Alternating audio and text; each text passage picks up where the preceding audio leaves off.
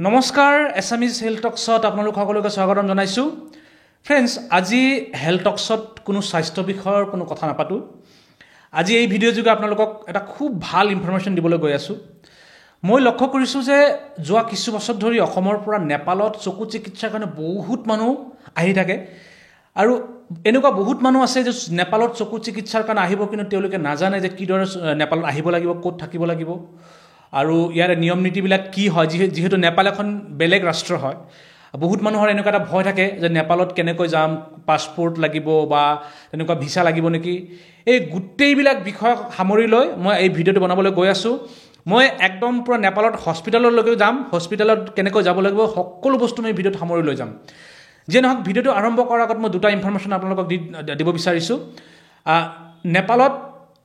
চকু চিকিৎসাৰ কাৰণে দুখন হস্পিটেল আছে যিটো মানে জনপ্ৰিয় হয় ফেমাছ হয় চবেই চিনি পায় তাৰে এখন হৈছে মেচি প্ৰাইভেট হস্পিটেল যিখন কাকৰভিটা নামৰ এখন বজাৰত আছে আৰু এখন আছে মেচি হস্পিটেল যিটো গভৰ্ণমেণ্ট হস্পিটেল হয় সেইখন আছে বিদ্যামুন নামৰ এখন সৰু টাউন আছে সেই টাউনত গতিকে এই দুটা বস্তু আপোনালোকে কনফিউজ নহ'ব গতিকে ব্লগ ভিডিঅ'টো আৰম্ভ কৰোঁ আৰু আপোনালোকক মই নেপালত লৈ যাওঁ ফ্ৰেণ্ডছ নেপালত আহিবলৈ আপোনালোকে প্ৰথমতে অসমৰ যিকোনো ঠাইৰ পৰা পশ্চিমবংগৰ NGP ষ্টেচনলৈ আহিব লাগিব আৰু এই NGP ষ্টেচনত কিছুমান সৰু গাড়ী পায় আপোনালোকে যদিহে বিচাৰে যে NGP ষ্টেচনৰ পৰা ডাইৰেক্ট নেপাললৈ যাম বুলি তেতিয়াহ'লে এই সৰু গাড়ীসমূহ আপোনালোকে নিজে ভাড়া কৰিব লাগিব তাৰ কাৰণে একেলগে গ্ৰুপ কেইজনমান হৈ আপোনালোকে ভাড়াটো কৰিব লাগিব নহ'লে আপোনালোকৰ পকেটৰ পইচাখিনি বহুত ভৰিব লাগিব আৰু আপোনালোকে যদিহে NGP ষ্টেচনৰ পৰা নেপাললৈ নাযাওঁ বুলি ভাবিছে তেতিয়াহ'লে শিলিগুৰি চিটিত আহিব আৰু শিলিগুৰি চিটিত কোৰ্টমোৰ নামৰ এখন ঠাই আছে সেই কোৰ্টমোৰ নামৰ ঠাইৰ পৰা প্ৰতিদিন নেপালৰ বাছবোৰ গৈ থাকে মাত্ৰ 50 টকা ভাড়া দি আপোনালোকে এই বাছযোগে নেপাললৈ যাব পাৰে হেল্ল' গাইজ মই আপোনালোকে লক্ষ্য কৰিছে এইটো হৈছে নেপাল বৰ্ডাৰ মানে ইণ্ডিয়া আৰু নেপাল বৰ্ডাৰ হয় এইটো মেইন গেট হয় আৰু মোৰ এইফালে দেখিবলৈ পাইছে সেই আগত হৈছে ৱেষ্ট বেংগলতে হয় এইটো এখন বজাৰ আছে তাত বজাৰটোৰ নাম হৈছে পানী টেংকি আৰু পানী টেংকি বজাৰৰ পৰাই মানে নেপাল বৰ্ডাৰটো আৰম্ভ হয় আপোনালোকে গেটটো লক্ষ্য কৰিছে ইয়াত নেপাল বৰ্ডাৰ আছে আৰু এই নেপাল বৰ্ডাৰত আপোনালোকে লক্ষ্য কৰিছে যে বহুত এইফালে চাৰিওফালে গাড়ী আছে চাৰিওফালে গাড়ীবোৰ ৰখাই দিছে ইয়াত চেকিং হয় আৰু মই এটা কথা আপোনালোকক কৈ দিছোঁ যে ইয়াত চেকিং হোৱাৰ সময়ত আপোনালোকে ঘৰৰ পৰা যেতিয়া ওলাই আহিব তেতিয়া ID কাৰ্ড লৈ আহিব অৰিজিনেল ID কাৰ্ডটো খুব দৰকাৰ হয় ইয়াত নহ'লে ভিতৰত সোমাব নিদিয়ে আৰু যদিহে নিজৰ প্ৰাইভেট কাৰ বা বাইক লৈ কোনোবা আহিব বিচাৰে তেতিয়াহ'লে আপোনালোকে ইয়াত ভিতৰ সোমাই গৈ তাত নেপাল কাষ্টমছ আছে কাষ্টমছত তাত গৈ আপোনাৰ গাড়ীৰ প্ৰপত্ৰবোৰ গাড়ীৰ যিবিলাক ডকুমেণ্টছ আছে সেইবিলাক ডকুমেণ্টছ আপোনাৰ চাব চোৱাৰ পিছত আপোনালোকক ইয়াত কাষ্টম চাৰ্জ এটা দিব লাগিব গাইজ মই যেতিয়া বৰ্ডাৰৰ সন্মুখত ভিডিঅ' বনাই আছিলোঁ পুলিচ এজনে মোক ক'লে বোলে ইয়াত ভিডিঅ' এলাও নাই গতিকে মই তাত ভিডিঅ' বনাব নোৱাৰিলোঁ যে নহওক ব'লক গৈ থাকোঁ নেপাল বৰ্ডাৰ পাৰ হৈ আমি লাহে লাহে এতিয়া কাকৰভিটা বজাৰৰ ফালে গৈ আছোঁ কাকৰভিটা বজাৰত যাবৰ কাৰণে নেপাল বৰ্ডাৰৰ পৰাই আপোনালোকে টোটো বা অটো ৰিক্সাসমূহ পাব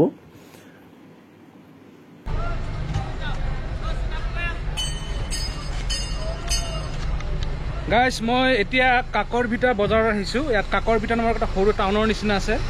আৰু আপোনালোকে চাইছে যে এইবিলাক ইয়াত সৰু মানে গাড়ীবিলাক আছে তাৰপিছত বাছ আছে ইয়াত বাছ তো আমি মেচি হস্পিটেলত মানে সৰু গাড়ীবিলাকত গৈ আছোঁ মেজিকত গৈ আছোঁ কাৰণ বাছত গ'লে কি হয় বাছত গ'লে ডাইৰেক্ট হস্পিটেলৰ ফালে লৈ নাযায় এই সৰু গাড়ীবিলাকে ডাইৰেক্ট আপোনাক একদম হস্পিটেলৰ ভিতৰত সোমাই দিব গতিকে কাকৰভিটা বজাৰৰ যিটো বাছ ষ্টপ আছে সেই ষ্টপৰ পৰা আপোনালোকে ডাইৰেক্ট মেচি হস্পিটেল যাবৰ কাৰণে এনেকুৱা মেজিকত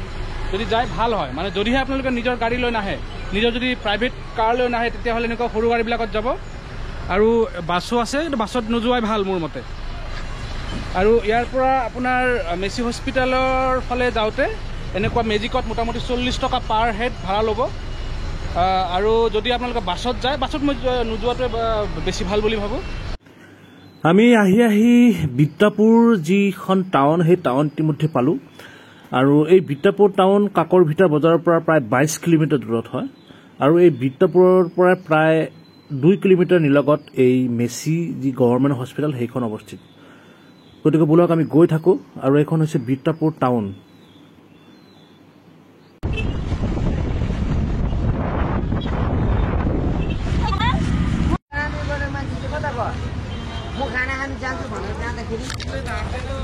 গাইজ মই ফাইনেলি আহি পালোঁ মেচি হস্পিটেল আৰু ভিতৰৰ ফালে গৈ আছোঁ লাহে লাহে ভিতৰৰ ফালে যাম এইখন হৈছে মেচি হস্পিটেল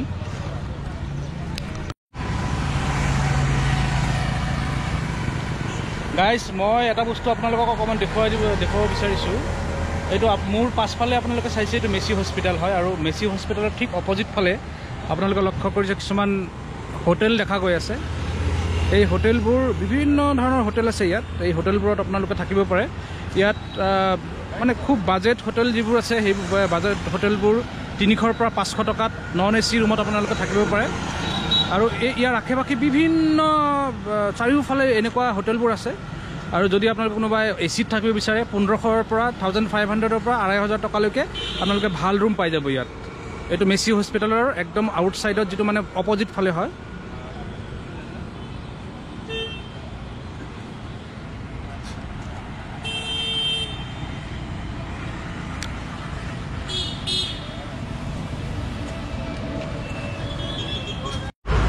গাইজ মই মেচি হস্পিটেলৰ একদম বাহিৰৰ ফালে আছোঁ অপজিটত আছোঁ মানে মেইন গেটৰ অপজিট ফালে আছোঁ আৰু আপোনালোকে লক্ষ্য কৰিছে যে ইয়াত কিছুমান মানে প্ৰাইভেট চশমাৰ দোকান আছে ইয়াত তো বাহিৰত মই ইতিমধ্যে আপোনালোকক দেখুৱাইছোঁ ইয়াত অসংখ্য দোকান আছে আৰু এই দোকানবিলাকত মই চালোঁ তেওঁলোকৰ যিবিলাক দাম হয় খুব বেছি নহয় ভালে হয় গতিকে আপোনালোকে মানে মেচি হস্পিটেলত ডক্টৰ দেখুৱাৰ পিছত যদি চশমা বনাবলগীয়া হয় তেতিয়াহ'লে বাহিৰত বনাব পাৰে এইখনে হৈছে মেচি হস্পিটেল হয় নেপালৰ সেই মেচি হস্পিটেল যি হস্পিটেলত অসমৰ বিভিন্ন ঠাইৰ পৰা চকু চিকিৎসাৰ কাৰণে মানুহ ইয়াত আহে গাইজ মই মেচি হস্পিটেলৰ ভিতৰত সোমোৱাৰ পিছত এটা বস্তু ইয়াত লক্ষ্য কৰিছোঁ যে ইয়াত বেপেৰুৱা পৰিৱেশ একদম নাই আপোনালোকে যদি চাই কিছুমান হস্পিটেলবোৰত আছে বাহিৰৰ পৰা যিবোৰ মানুহ আহে তাত খুব তেনেকুৱা বেপেৰুৱা এটা পৰিৱেশ থাকে কিন্তু ইয়াত তেনেকুৱা এটা পৰিৱেশ নাই এক ঠাণ্ডা পৰিৱেশৰ মাজত আছে হস্পিটেলখন আৰু ইয়াত মই আহিয়েই দুজন অসমীয়া লগ পালোঁ তেখেতসকলক মই সুধিছিলোঁ যে হস্পিটেলত ট্ৰিটমেণ্ট কেনেকুৱা হয় ইয়াৰে মানুহবিলাক কেনেকুৱা হয় কথা বতৰাবিলাক কেনেকুৱা হয় আৰু ইনভেষ্টিগেশ্যন কেনেকুৱা কৰে ডক্টৰে কেনেকুৱা কনচাল্টেশ্যন কৰে সব বস্তু তেখেতে ক'লে বোলে ইয়াত খুবেই ভাল আৰু ডক্টৰবিলাকৰ যি ব্যৱহাৰ ডক্টৰবিলাকে ৰোগীৰ সৈতে খুব ভাল ব্যৱহাৰ কৰে আৰু তেওঁলোকে খুব ধুনীয়াকৈ তন্নতন্নকৈ চায় ৰোগীক আৰু গতিকে হস্পিটেলৰ ভিতৰখনত মই গৈছিলোঁ যথেষ্ট চাফা হয় আৰু মই অকণমান এই বাহিৰৰ যিবিলাক হেৰি আছে বাহিৰত কিছুমান বস্তু মই আপোনালোকে দেখুৱাম বাহিৰৰ পৰিৱেশো বেয়া নহয় আৰু হস্পিটেলখন আচলতে আপোনালোকে ভিতৰৰ ফালে আহিলে গম পাব যে ইয়াত এটা তেনেকুৱা এটা বহিব পৰা পৰিৱেশ আছে চাৰিওফালে এইখিনি হৈছে মেচি হস্পিটেলৰ পিছৰ ভাগ য'ত বেক চাইডত এখন কেণ্টিন আছে কেণ্টিনৰ খোৱা বস্তু একদম বেয়া হয় ইয়াত আপোনালোকে নোখোৱাই ভাল যদি আপোনালোকে বিচাৰে যে বাহিৰত খাই ল'ব কিবা কিবি তেতিয়াহ'লে সেইটোৱে ঠিক মোৰ মতে কিন্তু মই কেণ্টিনত সোমাইছিলোঁ কেণ্টিনত কিন্তু খোৱা বস্তু খুবেই বেয়া তাত দামবিলাকো খুব মানে বেছি হয়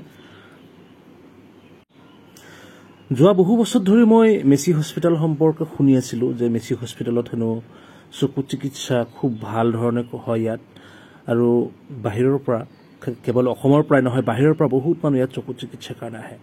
তো মই হস্পিটেলৰ ভিতৰত সোমাই বিভিন্ন ঠাইৰ পৰা অহা বিভিন্ন মানুহৰ লগত কথা পাতিছোঁ সকলোৰে এটাই কথা যে তাত চিকিৎসা খুবেই ভাল আৰু ডক্টৰবিলাকৰো ভাল আৰু খুব বেছি ফিজ নহয় তাত ইয়াত ৰেজিষ্ট্ৰেশ্যনৰ কাৰণে মাত্ৰ 100 টকা আপুনি ভৰিব লাগিব তাৰপিছত বেলেগ বেলেগ যিবোৰ খৰচ সেই খৰচবোৰ খুব ন্যূনতম হয় খুব বেছি নহয় গাইজ মই ইতিমধ্যে আপোনালোকক দেখুৱালোঁ মেচি হস্পিটেল